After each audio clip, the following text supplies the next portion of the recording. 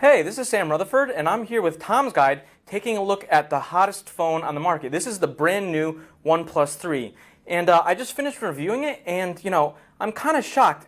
For $399, this blows almost every flagship smartphone out of the water.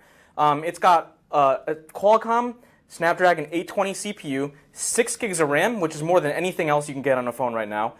And it comes with 64 gigs of storage by default, which is 4 times more than you get from a standard iPhone. That's kind of saying something. And once again, we got to reiterate, it's $399.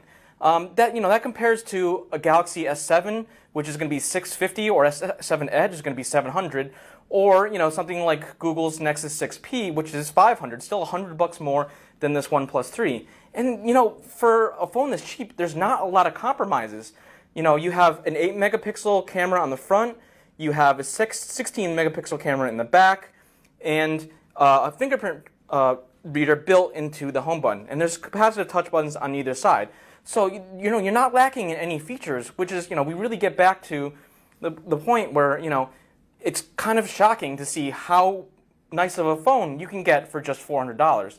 And I've been playing around with it. There are a couple small weak points. Including low light photography that's looks a little bit dark compared to what you get on an S7, and the battery life is average, which is in our testing about 8.5 hours, which is still solid, but we're always looking for more.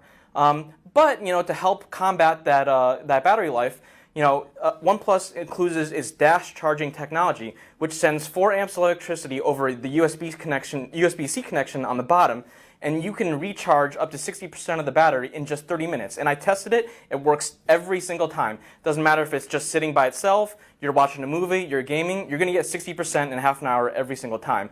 You do have to use the charger that comes with the box, though. So, if you're switching to one of your friend's cables, you might not get that same speed.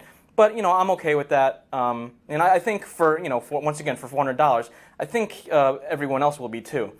Another thing that OnePlus improved on is the design.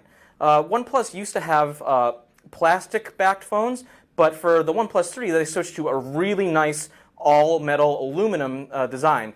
So you get a very seamless construction, and there's no sharp edges. It's really precision crafted, and it's one of those phones that's it's iPhone level construction. There's no compromises. You're not worrying about oh, is this button gonna fall off, or is the rocker gonna feel a little bit sticky? I haven't had any of that at all.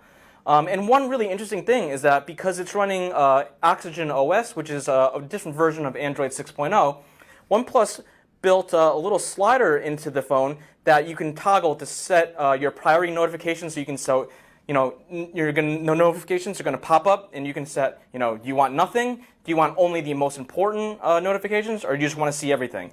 And that's really cool because it's combining hardware integration with the software, and that's not something that you get on a lot of other phones. So once again, I'm coming back to this phone, and for $399, it just feels like an unbeatable deal. It's if I'm going to be able to save $250 by not getting an S7 or an HTC 10, this is the phone that I'm going to recommend to pretty much anyone who asks me. Now, I still think the S7 Edge is the best phone on the market, but like I said, this is the phone that I'm going to recommend. So for Tom's Guide, I'm Sam Rutherford, and we're here checking out the $399 OnePlus 3.